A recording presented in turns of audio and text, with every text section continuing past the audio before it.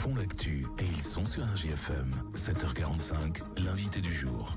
À 2 secondes près, il est pile 7h45. On est ponctuel en ce lundi matin. Notre invité ce matin, le directeur du Centre Athanor, François Hudel. Bonjour. Bonjour à tous. Merci d'être avec nous parce que la saison du Centre Athanor, la saison 2025-2026 va démarrer ce jeudi avec un premier concert, l'Héritage Goldman 2, spectacle tribute comme il en existe pas mal, autour notamment de Jean-Jacques Goldman. On va parler un petit peu de la programmation dans des prochains mois, dans les prochaines minutes. D'abord un petit flashback sur la saison dernière. Est-ce qu'elle a été réussie du côté du Centre Athanor? Oui, c'était une saison plus que satisfaisante, avec quasiment un record de fréquentation réalisé avec les belles têtes d'affiche qu'on a pu accueillir sur la saison dernière.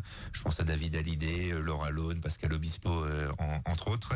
Donc non, vraiment une belle année et pas mal de chantiers aussi qui ont été réalisés du coup cet été, donc préparés sur la saison dernière. Donc une saison assez dense et très réussie. Ouais, vraiment, c'est les spectacles que vous avez cités, c'était les majeurs. Ceux-là, ils ont fait carton plein, c'est salle pleine en fait. Oui, tout à fait. Oui. Après, je vais pas citer. Il y avait aussi Elodie Pou. Enfin, il y en a eu d'autres. Et c'est vrai qu'on a réalisé de mémoire 6 ou 7 complets l'année dernière sur les 25 concerts spectacles qu'on propose à l'année, quoi. Et ça, c'est plutôt positif. Le public répond présent.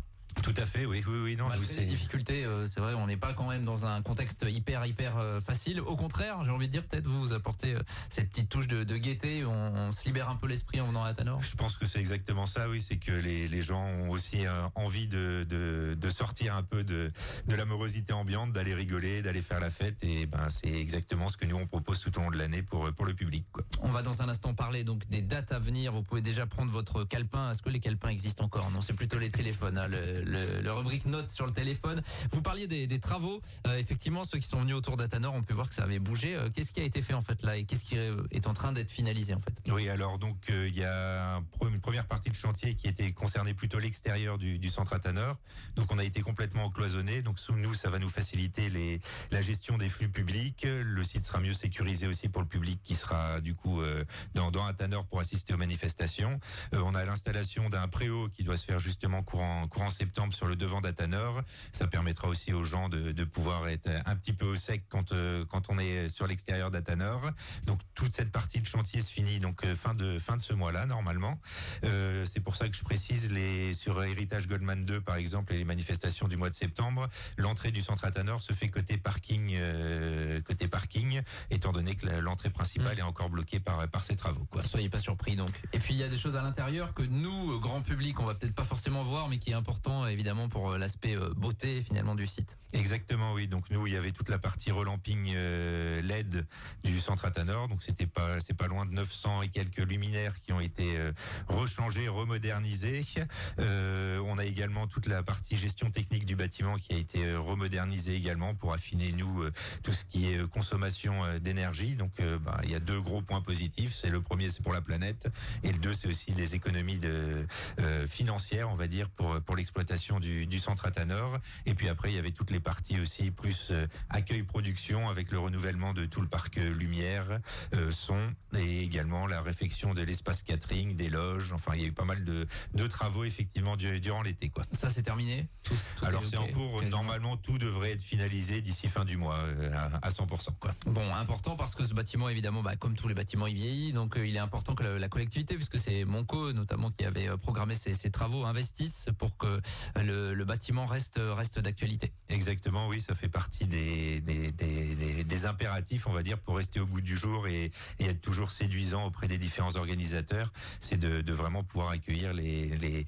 différents organisateurs dans des conditions optimales. Ouais, parce que les producteurs de spectacles, ils regardent ça, la qualité finalement de la salle, de l'éclairage par exemple, c'est important. Tout à fait, oui. La qualité d'accueil dans sa globalité, donc les points que vous venez de citer en font partie. Ils y sont très attachés, surtout qu'on n'est pas forcément une destination naturelle et pour les organisateurs. Il faut lutter pour les amener parfois. Donc effectivement, si on a ces petits plus d'à côté, c'est toujours agréable pour eux et ça les incite à revenir chez nous. L'info à retenir donc à vous spectateurs, c'est que l'entrée ne se fait pas à l'endroit habituel, c'est plus près du parking. Exactement. S'il pleut, ça veut dire qu'on prend moins la pluie. C'est ça, tout à fait. On gagne quelques minutes.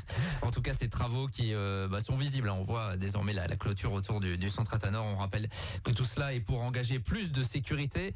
Venons-en donc à la programmation. On va démarrer avec un incontournable finalement, ces spectacles tribute qui sont de plus en plus importants, en tout cas en nombre finalement, et vous avez sélectionné là l'héritage Goldman 2 jeudi. Oui, tout à fait. Donc ils étaient venus déjà sur l'année dernière avec leur premier opus de spectacle. Donc sur le premier opus, c'était vraiment une reprise exclusive des morceaux de Jean-Jacques Goldman. Et là, en fait, c'est un nouveau spectacle et ils élargissent un peu les chansons interprétées, étant donné qu'ils prennent toutes les chansons qu'il a également écrites pour d'autres artistes. Et il y en a beaucoup. Et il y en a énormément, oui, et des fois même qu'on ne sait pas forcément. Donc voilà un peu pour ce qui nous attend sur l'héritage Goldman 2. Ça c'est ce jeudi, donc dépêchez-vous de réserver votre place si vous ne l'avez pas encore, bien évidemment, le site centratanor.com ou au guichet d'Atanor. Dans la même veine, il y aura The World of Queen, ça sera le 11 octobre. Exactement, oui, donc ça c'est pareil, ils étaient venus il y a 1 an et demi maintenant, donc on est vraiment sur une personne qui reprend, qui fait c'est pas un tribut dans les règles de l'art, étant donné qu'il se prend pas pour le personnage, c'est plutôt un spectacle hommage, donc il reprend bien évidemment tous les morceaux de Queen, et c'est une date vraiment, vraiment sympa qui avait fait un carton là, lors de sa dernière venue il y a 1 an et demi, quoi. Et puis début d'année 2026, le 24 janvier, il y aura un hommage à Daniel Balavoine Ma Bataille. Exactement, oui, donc ça c'est les nouveaux tributes, on va dire, qui sont en tournée, et donc là notamment on y retrouve 2 anciens vainqueurs de The Voice accompagnés de différents choristes, et ils reprennent tout le répertoire de cet artiste. Voilà pour ces spectacles-là, mais il y aura également des grosses têtes d'affiche lors de cette saison, puisqu'on est dans le domaine des concerts. Calogero, ça parlera pour beaucoup d'entre vous, 27 novembre, ça c'est une grosse date. Oui, ça fait partie des grosses têtes d'affiche de cette saison.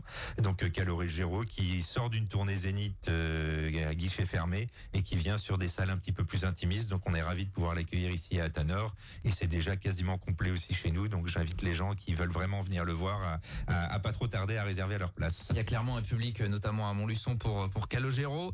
Autre génération avec le 25 janvier 2026, on en parle, mais évidemment c'est au cours de cette saison 2025-2026, c'est la gagnante de la Starac, si je me trompe pas, Marine. Oui, tout à fait, oui, c'est la dernière vainqueur de la Starac qui part donc sur sa première tournée. Elle a fait un carton avec déjà 2-3 tubes de sortie, et donc c'est effectivement une volonté de notre part de pouvoir aussi proposer une affiche un peu plus jeune, on va dire, à la programmation d'Atanor, quoi. Et puis David Hallyday sera de retour également en début d'année prochaine. Exactement, oui. Donc il était complet lors de sa venue sur la dernière saison. Et donc là, en fait, c'est dans le cadre de la reprise de sa tournée, parce qu'il fait une petite pause pendant l'hiver. Il viendra une journée pour répéter et remettre en place le spectacle. Et après, il fera un spectacle chez nous, donc le lendemain, au Centre Atanor. On le disait, l'année dernière, c'était carton plein. C'était salle pleine. Oui, tout à fait, oui.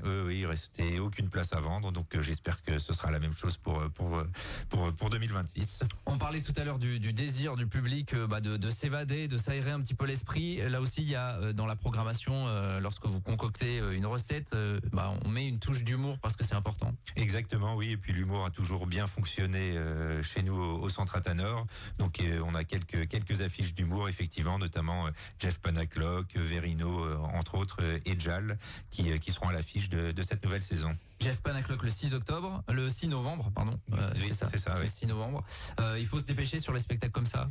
Oui, ça fait partie des grosses affiches aussi de la saison. Donc effectivement, il y a une grosse attente du public et les places partent assez rapidement, oui. Jal, ça sera le 10 janvier. Il me semble qu'il avait fait partie du Jamel Comedy Club. Je fais pas d'erreur. Oui, il me semble pas. Oui, mais par contre, il était aussi venu il y a 2 ans maintenant, et il a été très connu via son fameux sketch l'hélicoptère qui parle à tout le monde. On l'a dans la base, on le passera tout à l'heure, un petit peu après 8h, bien évidemment, ça parlera, mais je vois que vous le faites bien. Oui.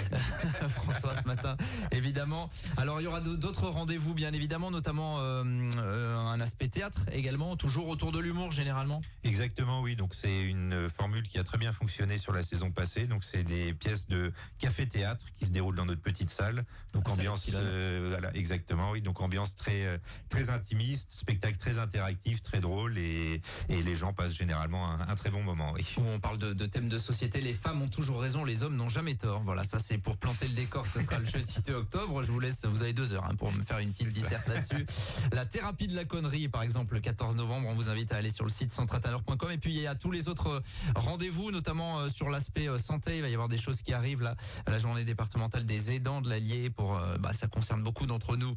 Évidemment, accompagner un proche. Et puis venez voyager au cœur du sein également autour du cancer du sein. Ça sera le 29 et 30 septembre. C'est important, tous ces rendez-vous-là, ces salons également.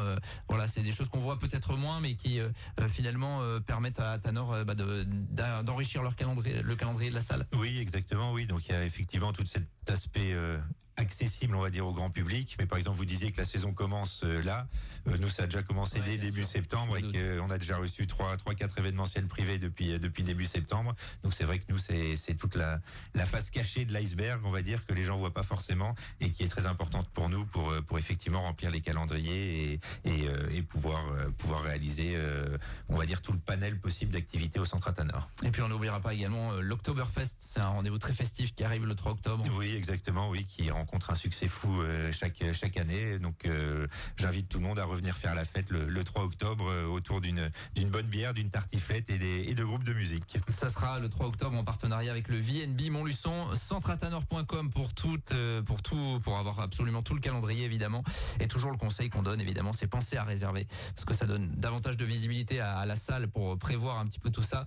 Et c'est toujours très très important. Merci François Hudel en tout cas d'être passé à notre micro. Merci à vous de m'avoir accueilli et bonne journée à tous. Et bonne saison du côté d'Athanor. On fera un point évidemment dans les prochaines semaines. Il est 7h56 sur RJFM. Nous on continue le direct. On revient dans quelques minutes. À tout de suite. Tous les matins, 7h45, l'invité du jour en direct sur RJFM. Retrouvez l'invité du jour en podcast sur rjfm.net et l'appli RJFM, mais aussi en replay vidéo sur YouTube et Facebook. RJFM. Garage.s Montluçon vous propose l'entretien, réparation, reprise et vente de véhicules, mais aussi pneumatiques, révision.